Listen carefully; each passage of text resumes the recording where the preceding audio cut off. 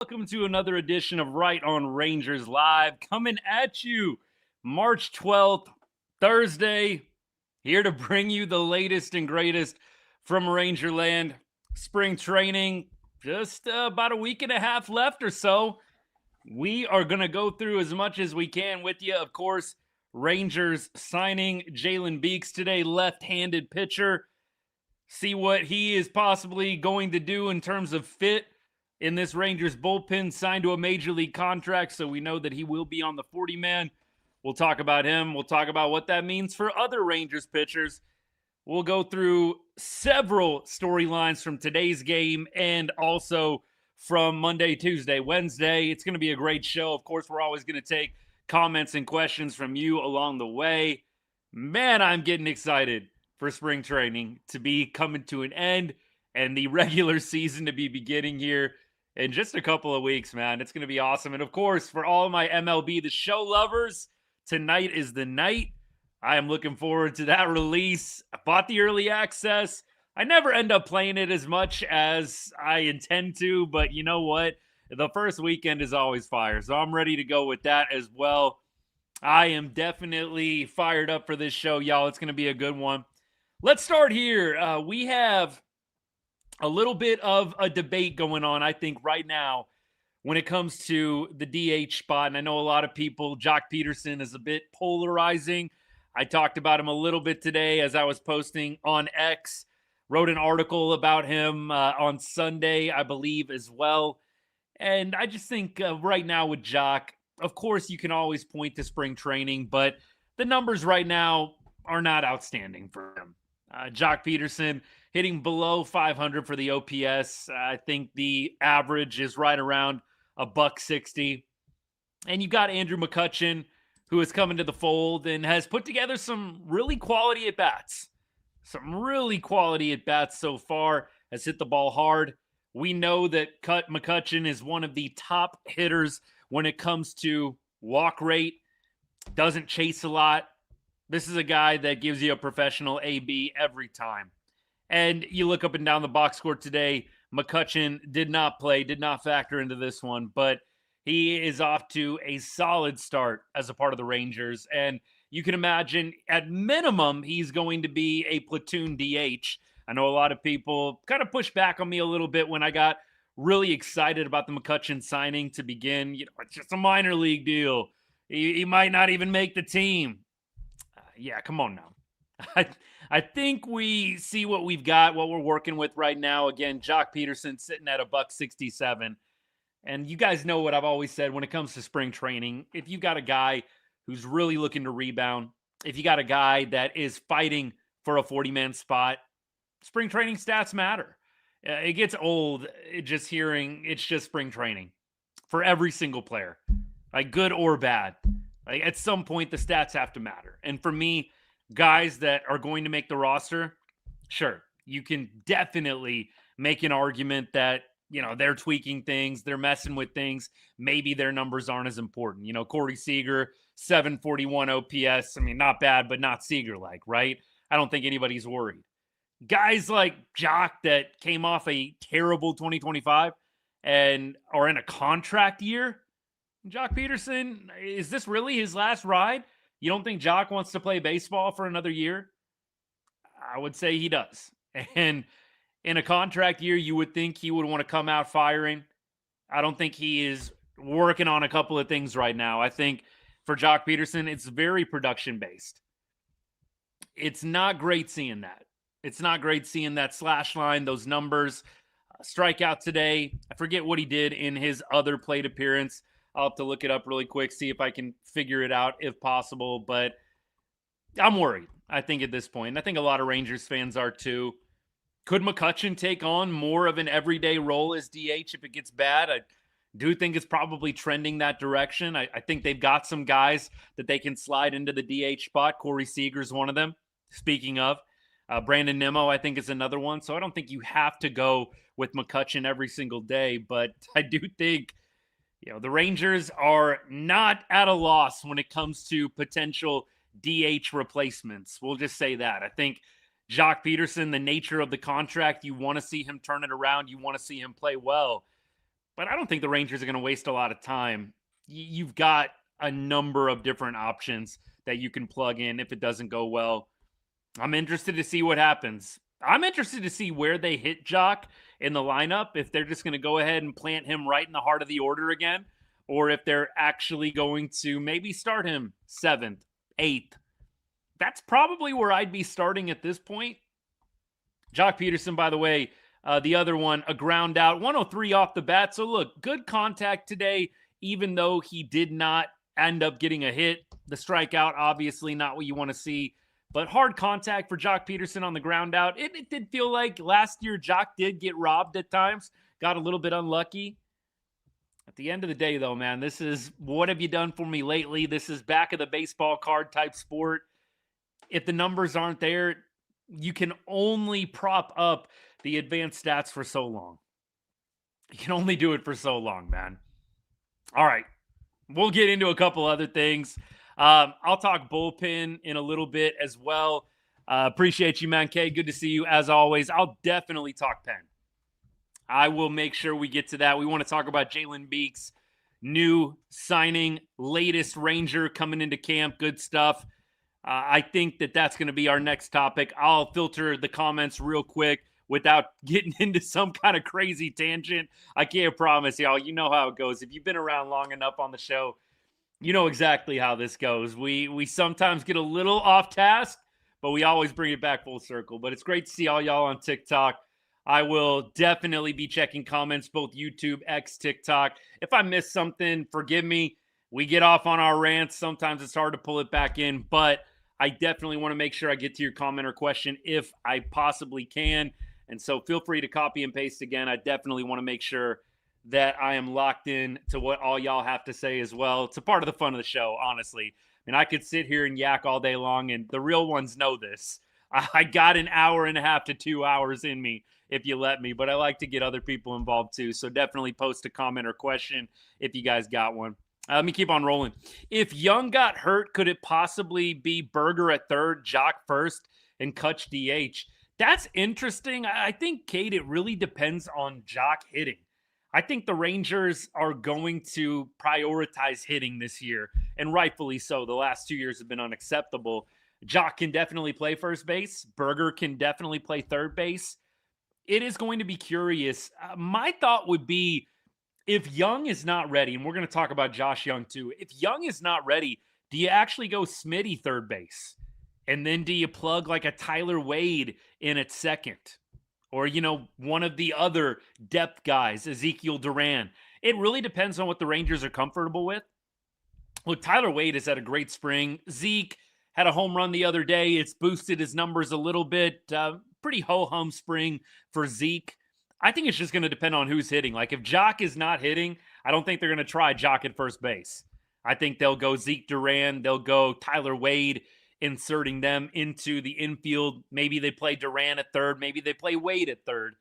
I think they will probably go that route if those guys are hitting. If Jock is hitting, sure, I could see it work out. By the way, Josh Young still not involved yet. They said March 10th was going to be the day that maybe he would look to get back in the lineup. We're at March 12th right now. I'll say this. This is kind of my... I wanted to hold off on this because I wanted to talk about Jalen Beeks, but I got to get this off my chest. Like, I don't think that the Rangers and the medical staff and the front office, I don't think they're liars. I don't think that they are, not truthful. I'm not going to put on the tinfoil hat and go that direction. But I will say, and I think this is very fair, we have seen a number of different times as Rangers fans how the Rangers will positively put out a report. They'll try and go glass half full. They will try and make sure there is no ounce of negativity when it comes to an injury update. And then we end up seeing the player not come back when the Rangers originally said they would. And so at this point, I do not trust really at all that Josh Young is going to be ready for opening day. There's nothing that this club has done in the past. This club has rarely been right when it comes to the injury prognoses, if that's a word, prognoses, I don't know, whatever. Hopefully I got it right the first time, but I hope y'all forgive me. The Rangers have rarely gotten it right when it comes to diagnosing how long a player is actually going to be out. I mean, we could go down the line. Last year, there were so many cases, 4 to 6 weeks, and we're at 6 to 8, 2 months, and we're at 3. There's a number of cases where the Rangers have tried to put out positive vibes, tried to put out a positive front, if you will, and it just hasn't come to fruition. So for me, I'm going glass half empty when it comes to Josh Young. I'm not going to hold my breath that he is going to be opening day ready. If he is, outstanding. I hope to eat a lot of crow and be wrong on that. I just kind of see the writing on the wall at this point. The Rangers always try and overestimate, if you will, underestimate the return dates, and I'm just not sitting around expecting that it's actually going to happen. If the Rangers were a little bit more accurate the last 2 years, injury reports, the prognosis of certain players, I feel differently. It's rarely worked out that a player has come back when the Rangers say that he will. And so for me, I'm skeptical. And I think that's a fair assessment. I don't think I'm being unfair there. I think a lot of Rangers fans feel that the medical staff and the front office are not as forthcoming as they probably could be. The club doesn't owe anybody anything. You'd like them to be honest and upfront, but for me, I do not trust Josh Young is going to be ready for opening day.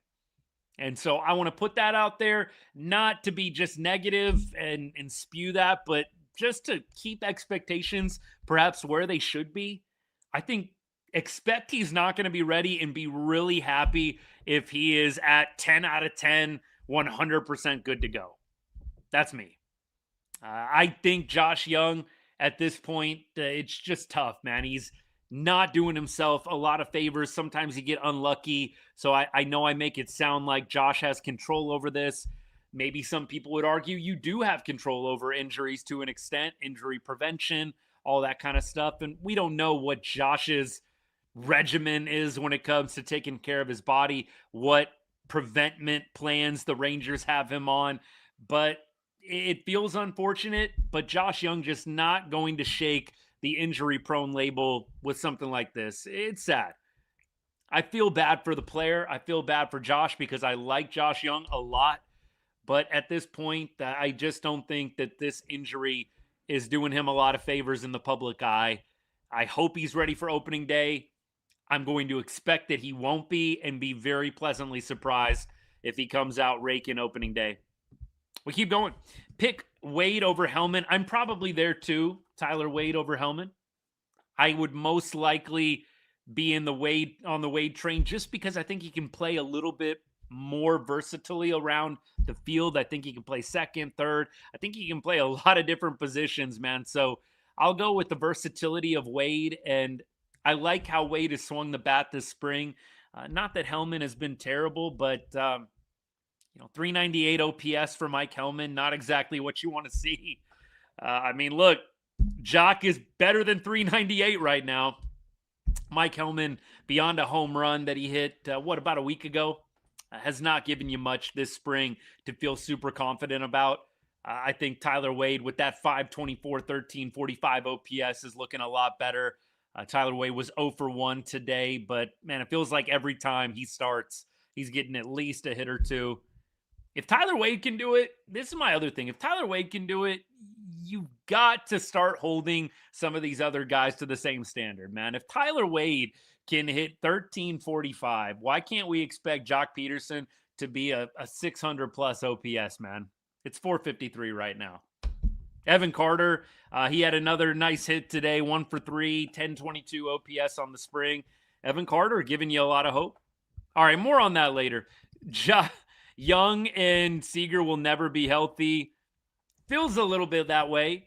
What's left on Young's contract? I think he's 2029 UFA. I think Josh Young is a 2029 UFA. Yeah, the Young injury, I'm just seeing this. Did something else happen with Young? They just said yesterday he was about to be back. Steven, I don't think he's ready. I think they basically just said with Young, he's not ready yet. So I don't think there was something new. I just think the adductor, the strain is still there. And I just think they're being extra cautious for me, like I said, I'll believe it when I see him in the starting lineup on opening day. But I mean, you're missing right now. He's on almost 3 weeks being out. I mean, this is a lot of timing, and it's unfortunate because I think you guys remember, was it 2 years ago? I think it was 2024, wasn't it, when Corey Seager had the hernia surgery and he missed all of spring training? And then April was just terrible for Corey. Corey had a terrible month of April, finally started heating up in May. But we know that it's a very real thing. You miss spring training, you miss reps in spring training. I mean, hitting is a timing thing, man. You miss that time. It's tough for some players. Some guys, probably not as big of a deal, but for other guys, it's tough. Sometimes these injuries happen, talking about Young here, and they diagnose it and it just gets worse, like Walcott. Yeah, I think that that's absolutely possible. Again, I'm not putting on the tinfoil hat when it comes to the Rangers medical staff and front office. What I am saying is, like it or not, over the past 2 years, the Rangers have just not been very accurate in their prognosis for a number of different players. They have not been accurate when it comes to how long a player is actually going to be out. More often than not in Rangerland, it's been 2 to 4 weeks beyond what they originally say. It's rare that the Rangers give you a number and it's either met or it's bettered. It's just very, very rare, unfortunately. I think once he gets cleared to play in some games, he's been doing some baseball activities, but when will he appear in a game? We'll see. Agreed on that. Wish we could rely on Duran more to sub in for injuries. He's had many chances, but can't do it. I cannot say, based on what I have, the evidence in front of me, I cannot say I am a huge Ezekiel Duran believer. That doesn't mean I hate the player or I don't like him, but I just don't think he has done enough with the opportunities. I think that's really well said. I would love to see another player get an opportunity. You guys know I've been, the leader of the Cam Cauley fan club for a long time now. At least I'm crowning myself that, along with several other of you guys who have liked him for a long time. But I think Cam is probably going to start out in AAA. I'd love to see him get an opportunity later on in the year. Tyler Wade, feel the same way about him. Give me some Tyler Wade over Ezekiel Duran at this point. I know Zeke's got a cannon. I know he hit the home run the other day. I'm ready for some fresh blood when it comes to the bench, whether it's young talent or whether it's guys that are new. I mean, it's a little messier with Tyler Wade because you got to clear out a 40-man spot for him. Zeke Duran's sitting right there. It's tough, man. It is tough. 11-8 in spring training. I feel the same way. Like, I think there were like 2 or 3 years in a row. I know not all of y'all are Cowboys fans, but there was like 2 or 3 years in a row where the Cowboys went like 0-4. And, you're like, yeah, it's spring training. But in the back of your mind, you're like, I don't like this. I don't like that we just lost 4 straight games. I know it's just preseason. I know it's just spring training, but it doesn't feel great when you're getting your butt kicked every day, whether it's spring training or not. And so I do like that the Rangers have had some positive results here. Again, I know some people couldn't care less about spring. Clearly, I do this for a living. I do care about spring. I don't think the Rangers are winning the World Series based on their spring training record. But I do think that winning games in spring training is helpful for team culture and building positively towards the regular season. Keep going, Eagle Run. What's good? Good to see you. Me check on TikTok. Appreciate all y'all hanging. I don't think Seager, the comment here, Seager's dried up. I don't think Siegs is done, but he is a notorious slow starter. We will say that. Siegs is not out. Salvador Siegs is healthy right now. He played today. Went 0 for 3, 238 average on the spring, 741 OPS. The starting rotation, very promising. I like the rotation a lot. I think you throw in Gore to the mix of Evo and DeGrom. You think about Jack Leiter taking the next step. You think about Jacob Latz. Kumar Rocker had a nice outing his last time out. I was really surprised when I looked up Kumar Rocker's baseball reference page. Kumar Rocker has 20 minor league starts in his professional career. 20. So basically, Kumar Rocker doesn't even have a full season. He barely has half a season of starts in his career as a professional baseball player at the minor league level. He almost has more major league starts than minor league starts. To me, I want to see Kumar Rocker go down to AAA, dominate, and then come back up and help the club. Maybe I think June, July, sometime in the summer.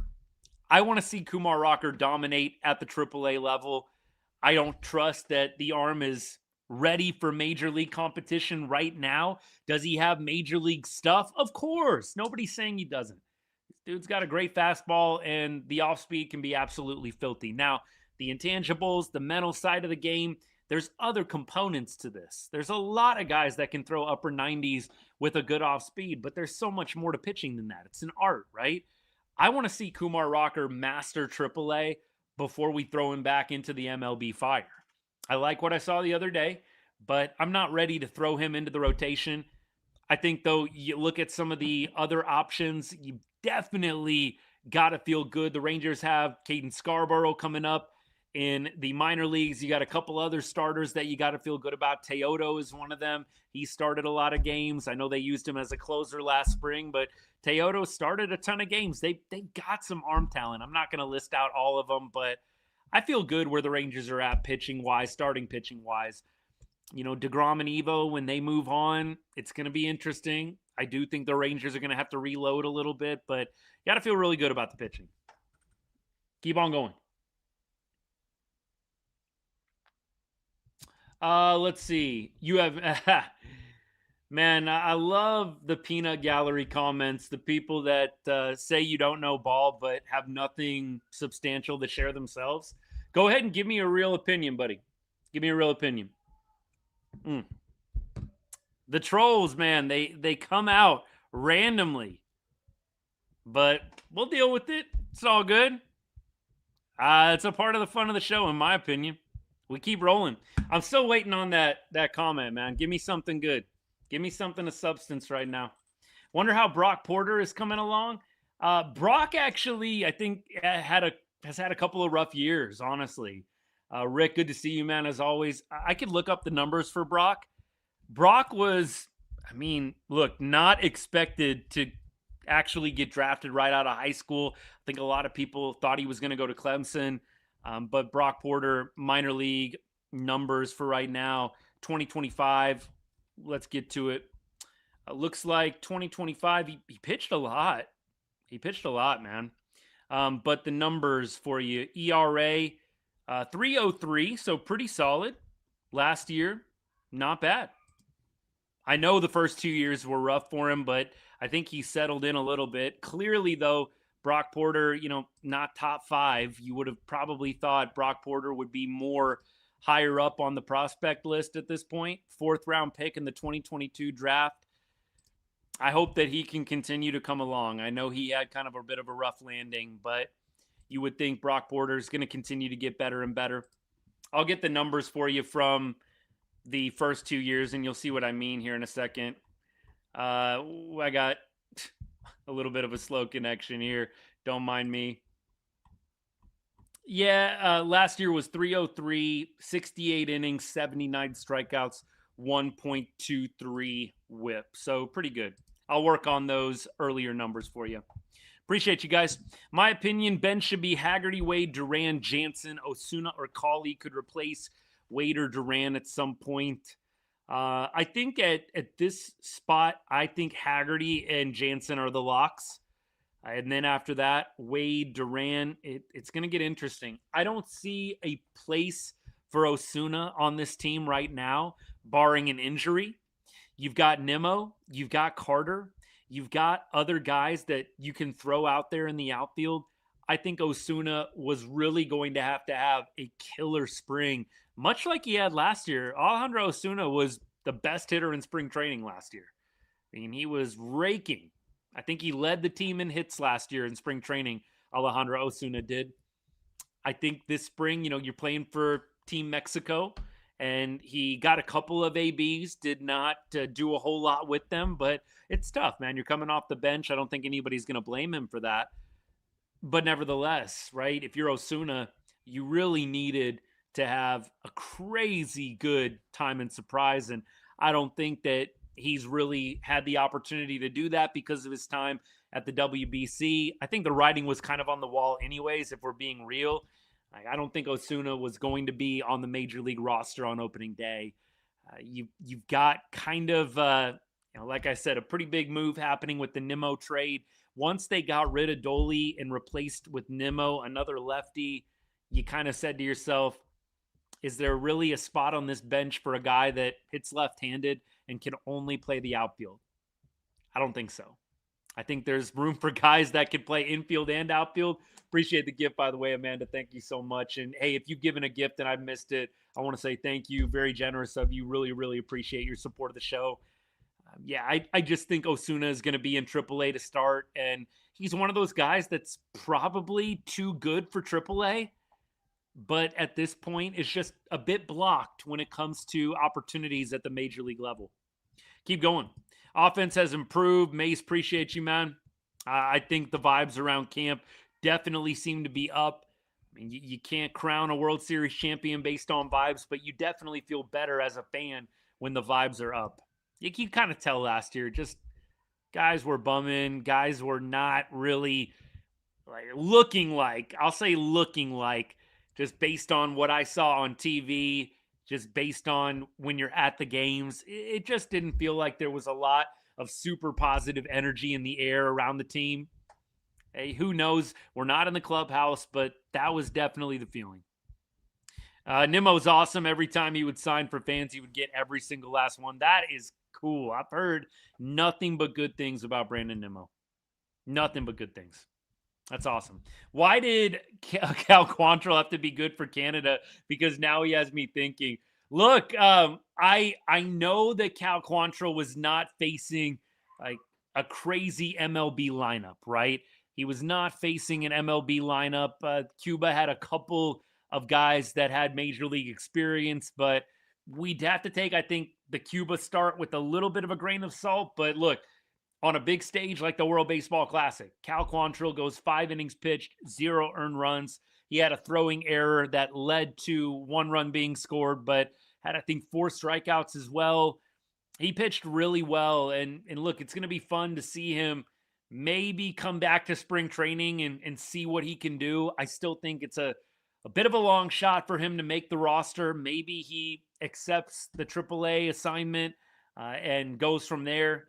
But Cal Quantrill, got to give him some props, man. I wrote him off pretty quick. I mean, to be fair, he did have a couple of very rough outings to start his spring training as a Ranger, but I thoroughly enjoyed watching him deal against Cuba. And USA will now play Canada tomorrow night. I don't think Cal is going to pitch in that game. Maybe he'll pitch a little bit later on if they make it that far, but we'll see. AJ Russell, love AJ Russell for sure. Brock Porter, definitely on the uptick. Where would Freeman go when he's healthy, Cade? That's the question a lot of people are asking. I do think that Cody Freeman is probably going to be inserted back into the major league team when he is healthy. I feel like it's going to be up to what the coaching staff sees from him when he is cleared. I haven't heard really any major updates on Cody at this point. I ought to check in with him. Maybe I'll try and check in with him at some point. But I think that the team really likes Cody as a depth guy, as a guy that can provide you a spark off the bench, as a guy that maybe could have competed with Josh Smith at second base. I think Cody is a big candidate to be one of those bench spots if he can come back on time. It was a 4 to 6 week time period, I believe. If he can follow in that range, I really do think he is going to be another one of those bench guys. We'll see what happens. Let me keep going. He might be, man. He might be a Dennis Schroeder type for all the NBA guys out there. Every time that guy plays for Germany, dude lights it up. Yeah, maybe it was the stage. I don't know. But for Cal, good for him, man. Good for him. And he was pumped. I love seeing the emotion out of him. He got a big strikeout to end the 5th inning. You saw the howl coming off the mound. I loved it. And I loved it. So hopefully it's the start of something good for Cal Quantrill. Look, if nothing else, just cheering on the guy personally. Hopefully another team took notice of that. If the Rangers do part ways with him, hopefully he can continue his baseball career. Just don't know if there's a very clear path for Cal at this point, but we'll see what happens. Foscue, does he start at third and Berger at first? Foscue is an interesting one. I've said the Rangers are probably going to hold off on DFAing Foscue. I'd be really surprised. I think some people, with the McCutchen signing, we were kind of throwing out some names. Could Foscue be DFA'd? I mean, you have to understand, teams do not like DFAing their first-round draft picks. And Justin Foscue, a 2020 first-round draft pick, you don't want to just discard these guys. They already had to do that with Davis Wenzel in the Gunnar Henderson draft. I don't need to go there, rub that in anymore. Don't want to rub any salt in that wound. But they've already let go of a very high pick, Davis Wenzel, last year. I don't think they want to double up and do it again this year with Justin Foscue. I think they'd be a lot more apt to let go of Ezekiel Duran over Justin Foscue if they are making room on the 40-man for somebody. It's going to be interesting what they do with this Jalen Beeks signing. You got to make room on the 40-man somehow. Mace, I don't know if you're still watching. By the way, Mason Hoban, great X account to follow. I think you're on a couple other socials as well, my guy. But did they make a corresponding move with Jalen Beeks? Let me know if you know in the chat, the Rangers, what they decided to do with the corresponding move. I would love to understand. I don't know what they're going to end up doing, man, but I am very, very curious. But Foscue, I think, is going to be safe. I really think that they are going to have a little bit of a runway for him this year. You just do not want to dump a first-round pick, man. It's very embarrassing. And I think the org is going to do all they can to try and get him to succeed. It hasn't been great to start, but it would surprise me if they let go of Foscue over a guy like Duran. I think they are going to try to make Justin work on the major league level and really give it a fair shake before they just dump him. And that's embarrassing. You let go of Wenzel and Foscue, two very, very high round picks. Wenzel's basically a first round pick too. 2 first round picks in back-to-back years. Whew! McIver, though, is the only other catcher beyond the 2 on the 40-man. Zach, I just don't know if they're going to dump McIver. You would think they would want to keep that third catcher on the 40-man. Wish the Rangers would have gotten Luis Arraez. I would have been a big fan of the Arraez signing. I know a lot of people were kind of crapping on that idea, but I'm actually quite a big fan of Luis Arraez. I just like the bat-to-ball skills. I like that he doesn't strike out, that he puts the ball in play. Look, the contract was a lot. I think when I saw the contract, I was like, okay, I get it. I did not think he was going to get that much, but he did, and good for him. If the contract is thrown out the window, I absolutely would have loved to get a guy like Arraez. Definitely curious as well who that DFA casualty is going to be. Excuse me. We keep on going. Juan, that's awesome. Chance to meet Wangan this weekend? My guy. To Padre, appreciate you, man. Robert Garcia got smoked in the WBC. It's been a while. Yeah, Robert Garcia finally coming back up. So let's talk RG. Robert Garcia, I think, had a really solid first 2 appearances in the World Baseball Classic. And Nolan Wrighton, I believe, came out with an article, that the 2 appearances prove that Robert Garcia needs to be the Rangers closer. And I just said, no, please. Excuse me. For me, I think Robert Garcia, 7th or 8th inning. That's where you want him to be. 7th or 8th inning. I really think that would have been the sweet spot. But what do I know? I don't get paid the big bucks. Robert Garcia, to me, lefty, 7th, 8th inning. That's where I want him to be. I think Robert Garcia at this point, probably not ready to get thrown into the fire of a 9th inning. I know some people are big fans, want to see it happen. But for me, I like 7th or 8th inning, calculated matchups, not in the 9th. In the 9th inning, I want to see one of our righties, one of our flamethrowers. That's what I would prefer. Now, the Jalen Beeks signing is interesting because to me, it signals a couple of different things, potentially. With Jalen Beeks signing a major league contract, you would think this means almost 100% that Jacob Latz is going to be the 5th starter. I think that is very evident through this move. The second thing that I think it signals, which I may possibly be wrong on, but it came to my mind almost immediately, does this mean that Robert Garcia is going to be the closer?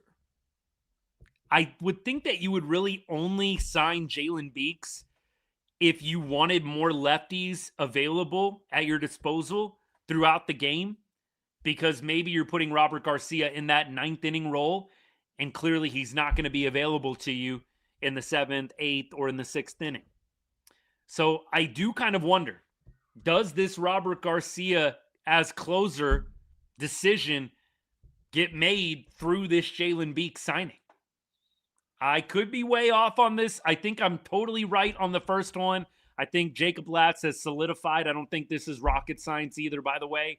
I think Jacob Latz has solidified the 5 spot, and I think the Jalen Beeks signing really secures that. But the other first thought that I had, does getting this lefty, Jalen Beeks, signal that the Rangers want some flexibility out in the bullpen? They've got Tyler Alexander. They've got Robert Garcia. You put Robert Garcia in that 9th spot, that 9th inning spot, all you got is Tyler Alexander. Now, Jacob Latz is the starter. He's not available as a lefty. I think the Jalen Beeks signing could be as a result of putting Robert Garcia in the 9th and wanting more flexibility than just Tyler Alexander.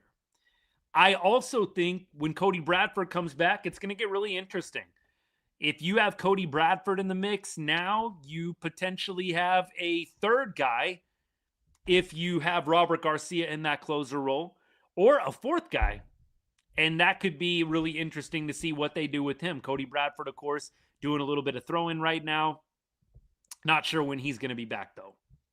Would have been definitely nice to have him right out the gate in spring training. Clearly, you want to take your time with Cody Bradford after an injury like what he sustained, the UCL brace. But it is going to be nice when Cody comes back. You're going to have things open up a little bit. I'm not sure he takes a spot in the rotation. I think Cody Bradford at this point is probably going to be a bit of a catch-all, maybe a long man out in the pen, maybe a guy you match up in high leverage. That, I think, is going to be one of the more intriguing things that I'm looking forward to seeing how it plays out this season. That's what I'm interested in, to see what did things look like when Bradford is back, and even with Monty. Monty not going to be back till the summer months, but I'm totally with you on that. I mean, Jordan Montgomery, 40-man roster guy, right? So I am very, very curious myself. In the future, do I see Wynn or Curvello as the closer? I do think that Cole Wynn has plus stuff. I love the sinker. I love the heater. Curvello definitely could be another guy as well. They've also got, Collier and Baumler, man. Like, those guys throw gas. I think that there's a number of dudes that could take over that 9th inning mantle. And I actually feel pretty good about Chris Martin in the pen. I mean, when healthy, if he's healthy, I feel good about him in the 9th inning. Dude has elite swing and miss stuff. It's just the health that concerns you, right? But I think they've got a lot, the Rangers do, a lot of high-octane righties in tow that could step up and fill that role in the near future. We keep going. Yeah, Rick, I'm with you. Prayers up for Bradford, Jungle Cat, Carter, Seager, all these guys to stay healthy. 100%. Yeah, I think he is going to make the roster for sure. I don't think they are going to let Carter Baumler go back. Rule 5 draft, yeah, you've got to add, or they do go back. So I do think that the Rangers are going to open things up with Baumler. I think he'll make the pen for sure. 40-man roster right now. I'm just perusing it, just seeing if I can find anything. Looks like they have not added Beeks officially yet. Beeks has not been added to the 40-man officially. Clearly, it's going to end up happening. I'm going to try and look into the crystal ball here, what they're going to do. I'm very curious, man.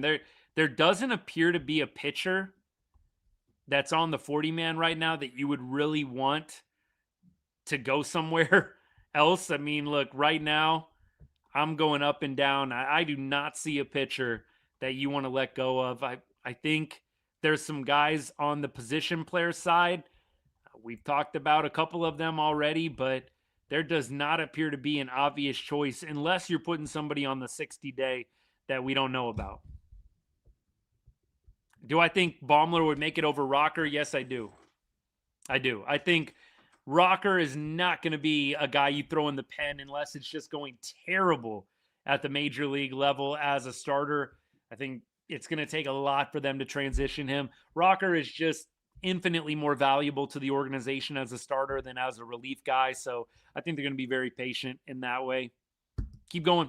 Fangraphs predicts Garcia, Martin, Spores, Alexander, Baumler, Beeks, and Junis. I don't see Spores, though. Interesting. Win. Yeah. Garcia, Martin, Win, Spores, Alexander, Baumler, Beeks, Junis. Yeah, I was actually kind of surprised. I know Josh Spores has not been by any means like terrible this spring. I think he has had a solid spring. The velo is ticking up a little bit, but I was a little surprised that Evan Grant reported that he was kind of in the thick of things. So for me, let's see what happens with Sporzy. That could be really cool. I mean, obviously, you only want it to happen if it's all the way good to go and right for the team and for the bullpen being that much better for it. You don't want to go sentiment here. You want to go who gives you the best chance. If that's Spores and he's pitching at an elite level, you'd love that. You'd absolutely love that. Spores velo was consistently 94 today, which was nice to see. Yeah, I mean, because Spores velo was like 92, 93 at times last year, and your eyebrows were up, man. You're just like, oh, geez. 92, 93. And this was a guy that threw upper 90s gas in 2023. So good to see Spores back up to 94, touched 95 the other day. Absolutely. Totally agreed on that one. What else we got? I hope I unfroze for all my TikTok people. How concerned are you about the Rangers losing their 10th silver boot in a row? I'm not, man. I am okay. I'll lose the silver boot again if it means winning the World Series, man. It's really okay with me. Hopefully the Rangers will win it this year, but look, the reality is let's see what happens in October. That's how I've always felt. Always. We need Spores back. Would be nice. I would not mind Josh Spores back in Arlington as a Ranger. I mean, look, I know he never technically really became anything else, but at this point, it would be a lot of fun. Be a lot of fun. I do think getting up to 96 Mace is probably the magic number there. I think you're right on that one for sure. All right, let's keep things rolling. We had a few other things to go through. We're at about 45 minutes, got about 15 minutes or so left in the show. And at this point, a couple other things. First of all, Wyatt Langford absolutely crushing it. This dude has 3 homers in 9 games. We all thought 30-30 at the beginning of the spring. Even that throughout the offseason, people were saying that. It's looking like it's trending that direction. Wyatt Langford putting up some ungodly numbers in spring training in a good way. I love to see this guy continuing to take the next step. If he can be a staple in that number 2 spot, which it seems like it's really trending towards that in the Skip Schumacher offense, this team could get really, really dangerous really, really quickly offensively. You feel like they need a couple other guys to step up. Jake Berger stepping up is huge. That's another guy I wanted to touch on. The fact that you have Jake Berger mashing is just so pivotal to this Rangers offense. I always felt like the last 2 years, the cleanup spot was just a black hole for us. You really wanted there to be a right-handed bat that could take the reins, that could really take that by the horns. You hoped it was going to be Dolly the last 2 years. It really just didn't work out. And you were kind of looking at the cleanup spot this year, like, man, who's it going to be? Like, who is it going to be? Nimmo? Maybe Nimmo, but you would really prefer, with the way the Rangers are a little bit more lefty heavy, for that cleanup spot to be a right-handed power bat. So the fact that Jake Berger is mashing this spring just opens up so much. Now you don't have to think about Jock Peterson hitting fourth. You can feel comfortable moving him down a little bit more. And maybe the play is Jock Peterson fifth, Josh Young sixth. I think there's a number of different directions you can go. But I am happy to see the Rangers hopefully have found their guy in the cleanup role. It's huge. Do I think Jock has done Big Tex what's good? If you're like asking me to bet on it, like if you're asking me, is Jock going to have a great season this year? If you're asking me to bet on it, I'm probably saying no. And, you know, I'm not trying to be a hater. Y'all know I cheer for everybody to do well, but I call a spade a spade. I don't think I would be betting on Jock Peterson to have some prolific comeback. I definitely wouldn't bet on him winning comeback player of the year. Again, I hope to eat a massive amount of crow, but I would not bet on that. I would not bet on that. I would bet on Jock having a better year, like slightly better year than what he did last year. But I think we joked on the show, we quipped on the show the other day, like it's not hard to top what Jock did last year. I mean, that's the facts. So I think if I'm betting on it, no, I don't think he is going to have some massive bounce back. I really hope to be wrong. Seriously hope to be wrong. The swing, a lot of people have commented on this. Darnell, what's good, my guy? Thanks for hanging out. A lot of people have commented. Mace, I don't know if you're still hanging out. Did you see any Jock ABs? Some people were commenting to me, you know, I'm here and he just looks lost. And of course, not all these games are televised. If you've been to spring training this year and you've seen Jock, is that a fair assessment? Does he look lost up at the plate? I know he hit a ball pretty hard today, but some people, it feels like every time I post about Jock, somebody's like, I was at the game yesterday and he looked terrible. And I mean, you got to take people's word for it because you don't have every game televised, but man, it does feel like it's just not trending positively right now. It's not trending positively. Uppercutting, bad signing, man. I don't think it's as bad as the Chan-Ho Park signing because that Chan-Ho deal, I mean, you got to adjust for inflation as well. You can't just, 2004, 2025. The money's not completely the same value, right? You got to adjust a little bit for 20 years passing. But the Chan-Ho deal was like, what, a 4 or 5 year deal? I still would probably put the Chan-Ho Park deal worse than the Jock Peterson deal, but it's close. But probably have some recency bias there. Did change the bat path to be more vertical this year like he has in the past. Sure hope it works, man. I sure hope it works. Seriously. All right, let me keep rolling. I'm scrolling back through my X account, by the way. Follow me over on X. I post every day, multiple times a day. Put out a lot of highlight videos on there. Definitely would recommend it. And I know I've mentioned the Discord a couple of times as well. We got a few people from the Discord hanging out right now. Actually, it's a great group of people. One thing that I've monetized really on the channel, the account, whatever you want to call it, since I've started. And so $2.99 a month if you want to be a part of an awesome group of Rangers fans. It'll get you exclusive access into our Ride on Rangers Discord. Would highly recommend. If it's not for you, no worries at all. But the way that you join is you become a member on YouTube or a subscriber on TikTok. Again, get that $2.99 a month subscription. We'll DM after the show. I'll get you in right away. Absolutely would love to keep growing that great community of people. If it's not for you, no hard feelings. Definitely appreciate all the ways that people support the show just by showing up, commenting, liking the show, sharing it with other people. It's awesome. I'm very, very grateful. But there's a little way you can take your support to the next level if you'd like. What's my take on Gore? Mackenzie Gore, we're talking about. I think Mackenzie Gore is probably working on some new things. I think he is a guy, and you put it in context, right? I say put these spring stats in context. Don't just brainlessly say it's spring training. Like, come on now. Don't brainlessly say that. But at the same time, frame it correctly. You've got Mackenzie Gore coming to a new organization. We know that the Rangers, when a new pitcher comes to town, they look at things, they tweak things, they try to get more out of guys. I can see a guy like Gore, brand new in the organization, somebody that they're paying a little bit closer attention to, right? I don't know that they are, with Cal Quantrill, maybe given as highly sophisticated of a breakdown to him as they are to Gore. Maybe they are. Maybe. But we're not going to know that foolproof. I would imagine, though, Mackenzie Gore, big trade acquisition.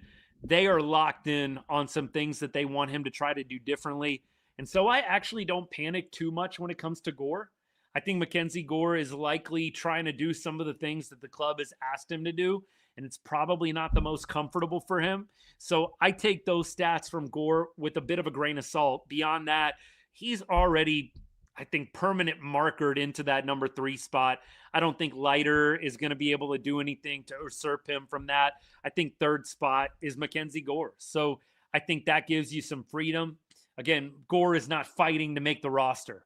If you're fighting to make the roster, you're trying to have a bounce back year, I'd say your spring training stats matter a lot more. If you are locked into a spot, yeah, it's great when the numbers look good, but I think there's a little bit more forgiveness. These guys who are on the bubble, man, you can't just look at a 125 average and say, it's spring training, bro. Take it easy. These guys got to impress. You're not impressing with a $150 average. Let's get real. Yeah, I think Gore's going to be fine. 11-8 in spring training. Aaron, not too bad. Can't wait till the season, but off to a good start.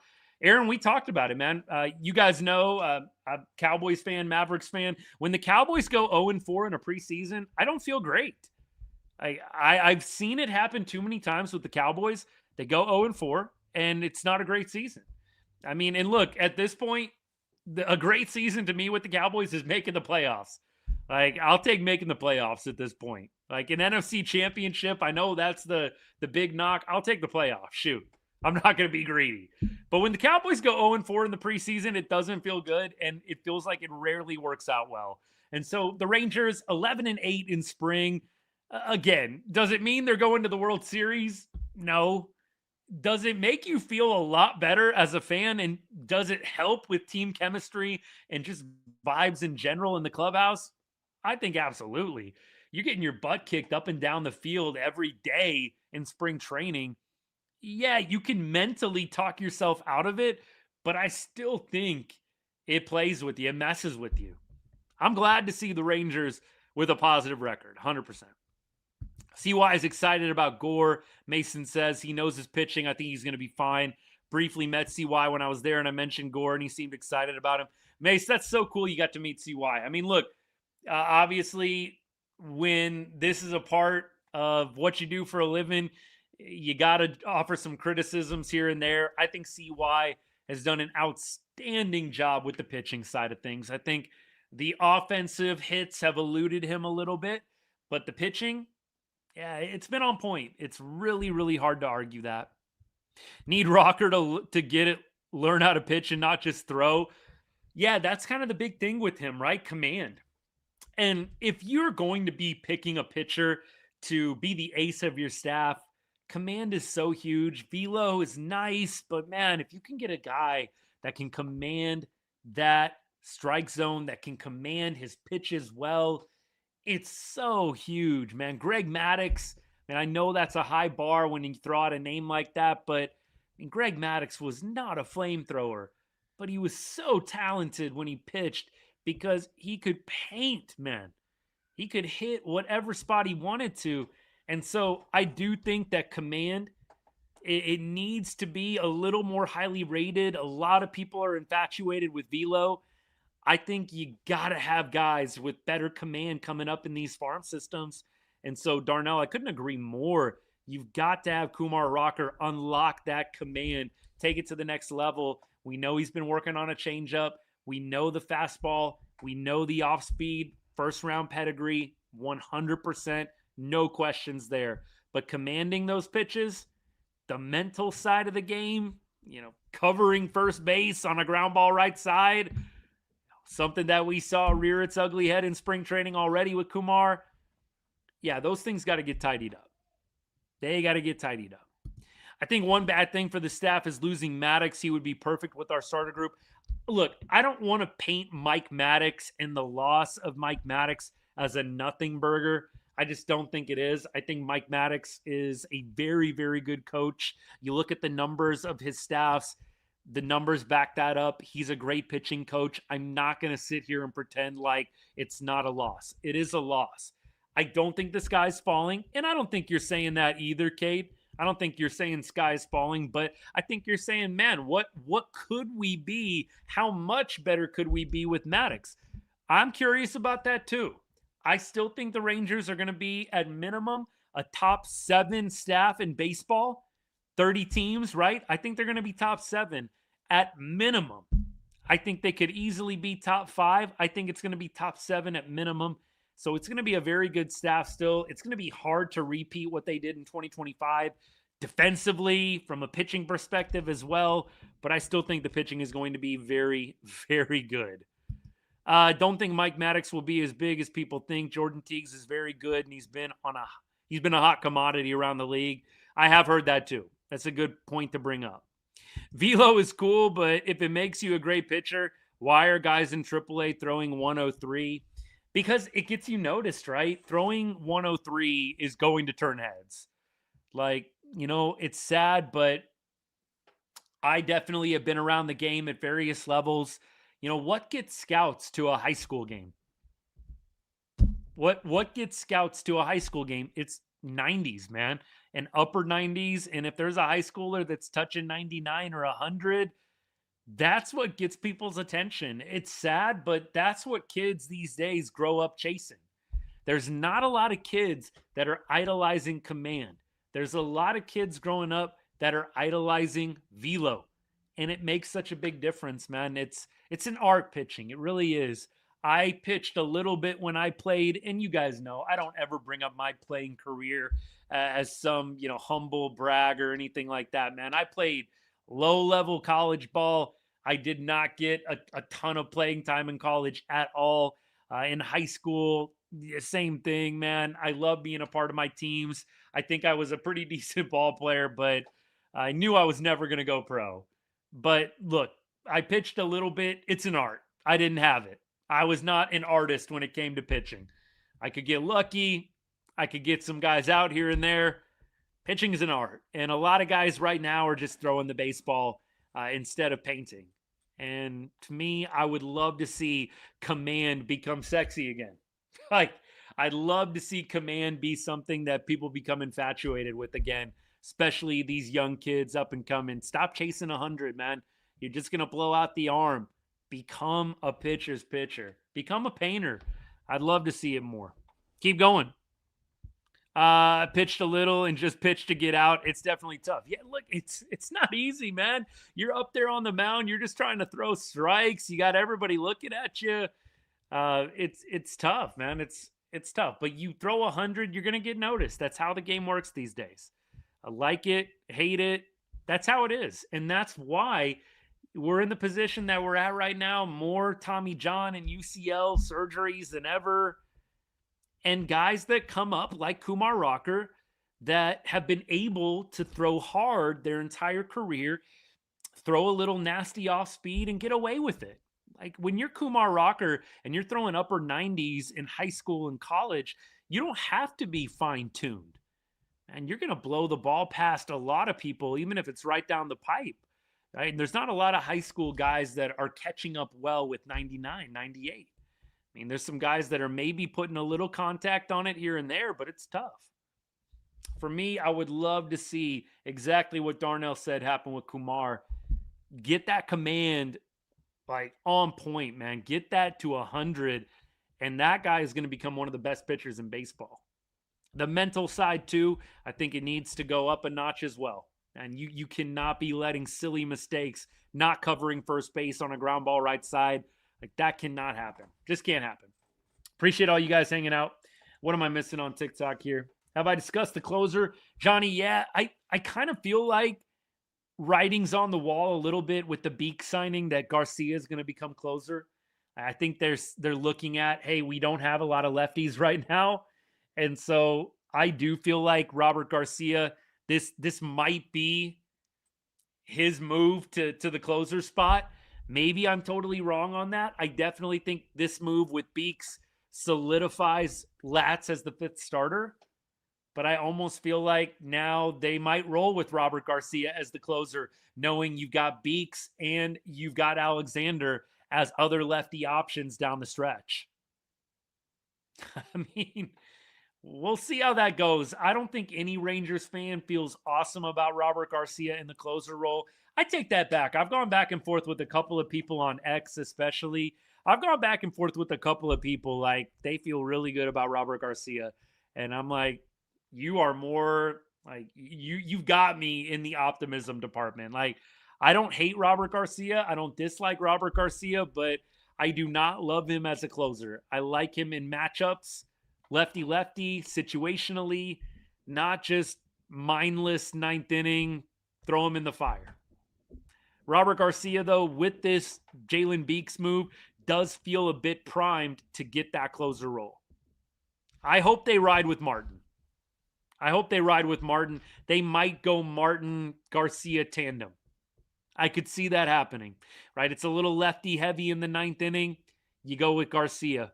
It's a little righty heavy in the ninth inning. You go with Martin.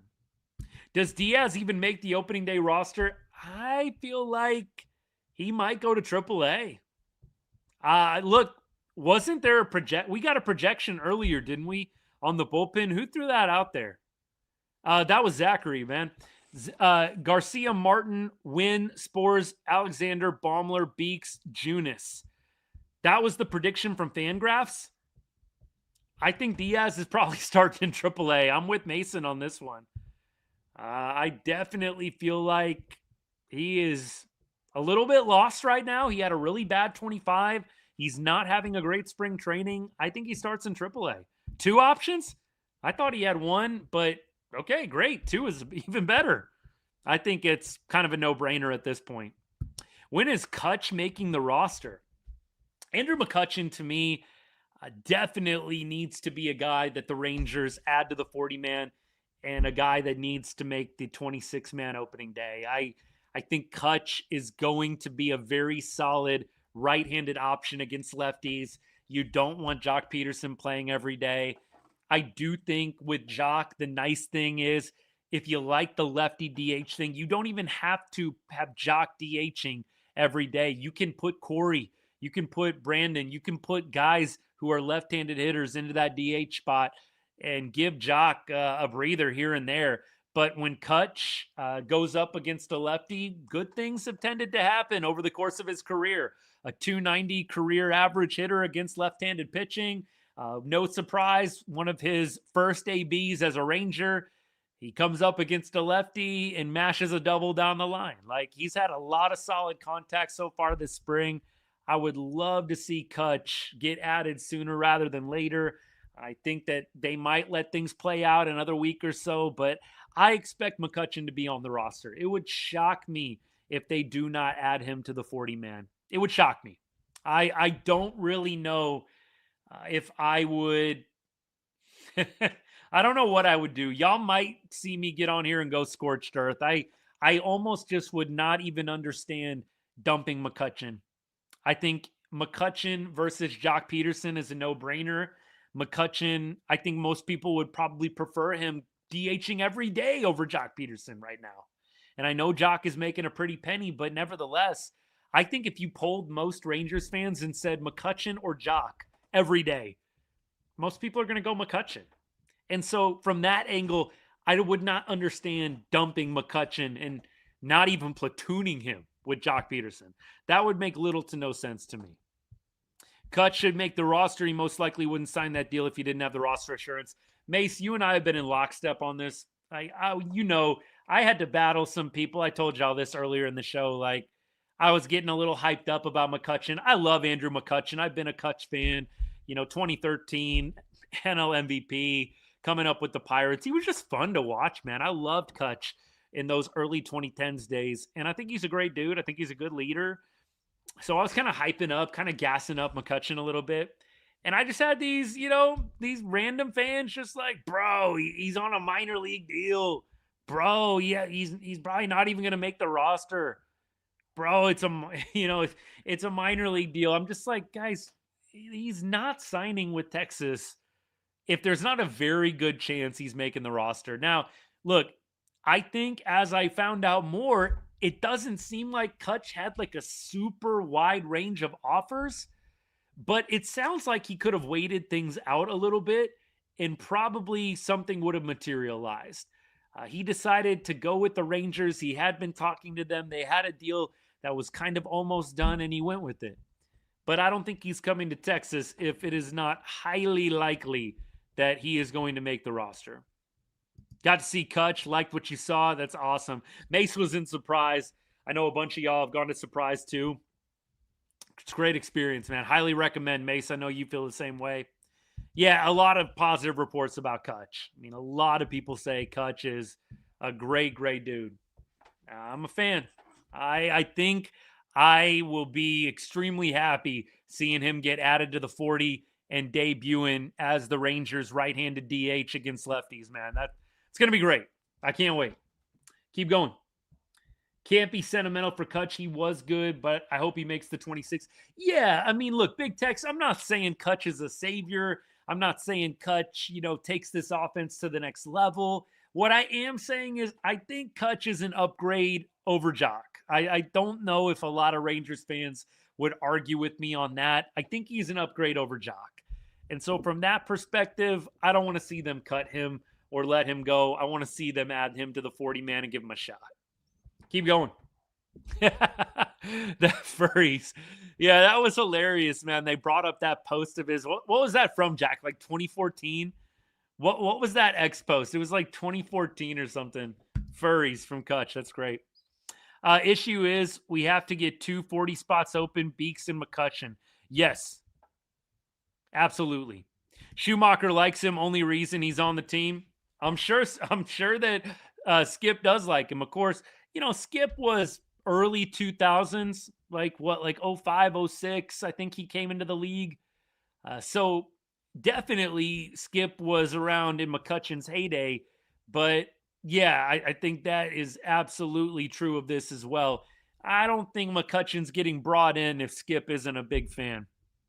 Yeah, so 2 spots. We've kind of arrived on this, Zach. This is a good thing to close on because we are past the hour mark here on the show. Try to keep it tight as I possibly can, but sometimes, we got to talk business here. But there's 240 spots that you have to clear. I think it's going to be difficult, but if you're asking me right now, who would I drop? I'm probably going Duran and Hellman. I'm going Duran and I'm going Hellman. That's me. I look at the pitchers right now. There's not really a pitcher I want to see the Rangers dump. I think there's a number of guys I go up and down this list. I mean, maybe Diaz, but I feel like that's tough. Diaz feels like the guy you dump and he goes to somebody else and starts lighting it up again. Like, I know that that's not really very scientific of me, but that's my only hesitation with Diaz. I think Diaz would maybe be the other guy you looked at. I just don't think anybody else pitching-wise on the 40-man is somebody that the Rangers want to let go. Now, Mark Church, I thought maybe the injury, if it nagged him more, maybe Mark Church would be a guy they moved to the IL, but I don't know. It's going to get really interesting because, Cody Bradford's coming back. He's not on the IL or anything right now, so that's fine. But so that's actually, it works out well. But Jordan Montgomery's going to come back. If you're asking me right now, I'm probably going Duran and Hellman. You tell me, who are your 2? Who are your 2? Who are you going to cut? If the Rangers have to make room for Kutch, they have to make room for Beeks. So you got 2 spots you've got to cut. I think it's going to be Duran and Hellman. We'll see what happens. I definitely feel like you're going to have to make a tough decision in that regard. But I really don't see any other obvious choices. Keep going. Pirates kind of screwed Kutch. They should have brought him back. I couldn't agree more with you, Corey. I said that immediately when they signed him. I'm like, man, they screwed him over. But I'll happily take Kutch on the roster.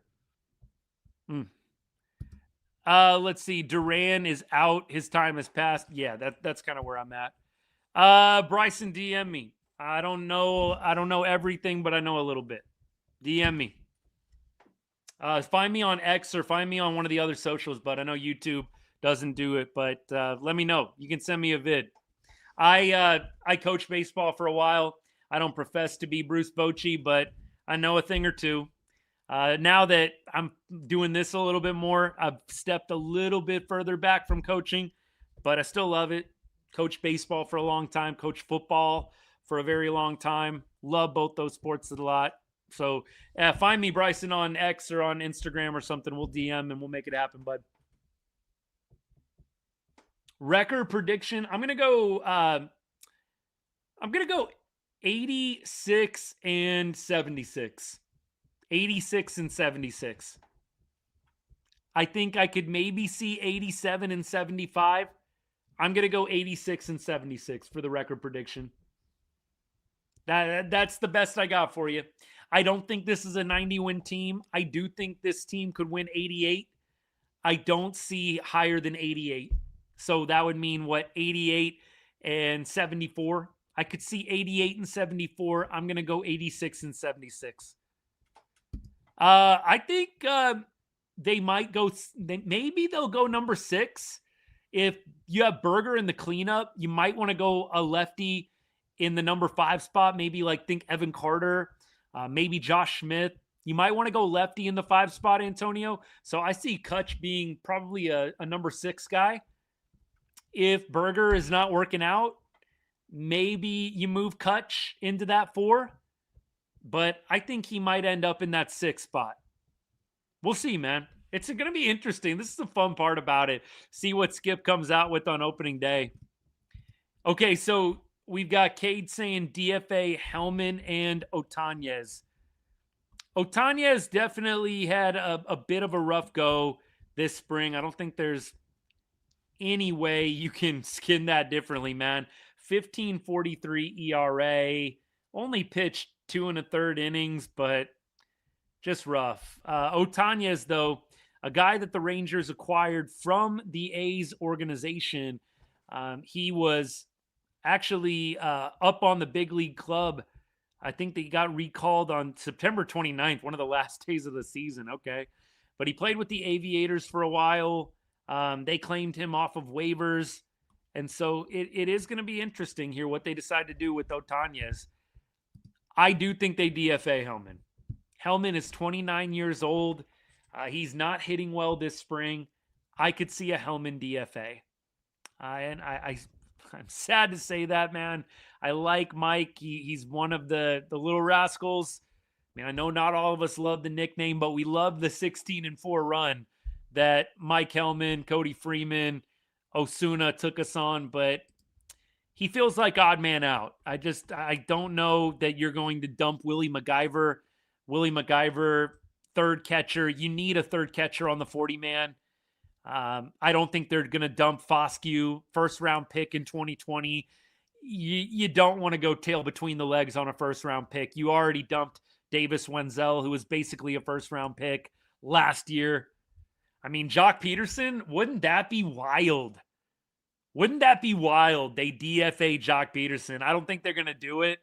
That would be wild if you DFA Jock. I don't think a lot of Rangers fans would be too pissed off, but that would be like the nuclear option is you DFA Jock. But I think it's more likely Hellman. Maybe they think about Duran. One of the pitchers, possibly, maybe Otanez, because he's so new to the organization. I don't think anybody else up and down. Tyler Alexander looks to be sticking. He's had a good spring. It feels like Hellman, Peterson, Duran, and Otanez are about the only options. I am so curious, y'all. Who are they going to DFA to make room for Beeks? I am so curious. I do think, Kate, I feel the exact same way. I feel this way about every player that the Rangers trade or release. I think I have the Cole Reagans PTSD. Like anybody that picks up one of our old guys, it never shocks me if they start raking. Now, Leody Taveras was maybe an exception. I know he had like the walk-off hit when he joined Seattle right away, but after that, he pretty much stunk it up and went down to AAA, and now he's with the Orioles. So Leody, maybe he kind of bucked the trend there, but Peterson definitely feels like a guy you DFA, and then he goes and rakes for somebody else for pennies while you're paying him millions. Any chance Blanco gets DFA'd, even with no chance given? I don't think so. I think they like the speed. And Blanco honestly might be a guy that they call up to the major league level. You like having a guy with wheels off the bench. Kate, I actually think they probably hold on to Blanco. I think they hold on to him. Otanez is definitely a guy that I think could be a potential DFA. He just joined the organization in 2025. They claimed him off waivers from the A's. Otanez, he might be a dude that gets the heave-ho. We keep going. Jock looking rough again. I don't think he bounces back. I think he has a better year, but I don't think he's going to be, 25 homer guy. I don't think he's going to be a major rebound, but I hope to be wrong. I really do. All right, y'all. Hey, that's about it. We've gone an hour 17 here. We're going to wrap this up. Sunday, I'm actually, you know what? We are going to be on the road on Sunday. I'm doing a little spring break trip. So I don't know what we're going to do Sunday. We might not do a show Sunday. If we do, it'll be quick. Maybe I'll do something, from the hotel or something like that. I might have to keep it brief, but we'll see. I'll keep y'all posted, but I want to ask you, follow me over on X. I post on there every day. Post on Facebook and Threads. It all goes to the same place.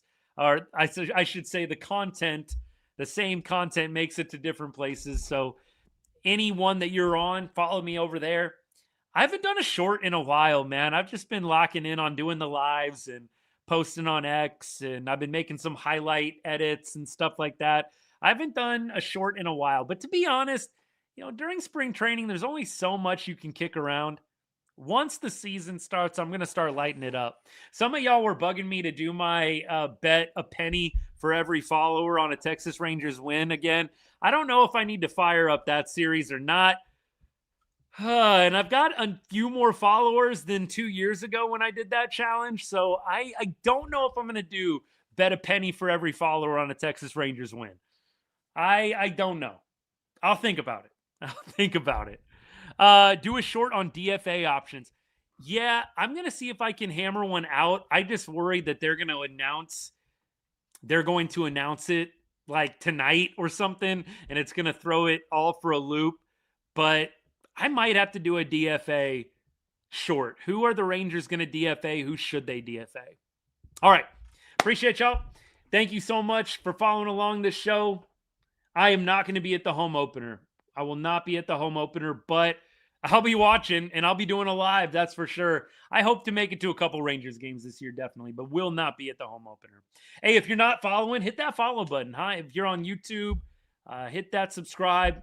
If you're on TikTok, hit that follow button, man. This is what we do, man. This is the vibe. During the season, we're pretty much live after every game. I mean, almost without fail, unless I'm out of town or have some kind of emergency situation, whatever, sick or one of the kids gets sick, something like that. But pretty much live after every show. Would love to see you guys come and be a part of this amazing community we've got here right on Rangers. It's going to be a fun 2026. I'm really looking forward to it. Appreciate your support. And we'll see you next time, man, whenever that may be. For sure, it'll be next Thursday. But maybe we'll do a short show on Sunday as well, even though I'll be on the road. So it'll be a little bit of a different setup. But love y'all. Thank you. And as I always say to end every show, God bless. Go Rangers.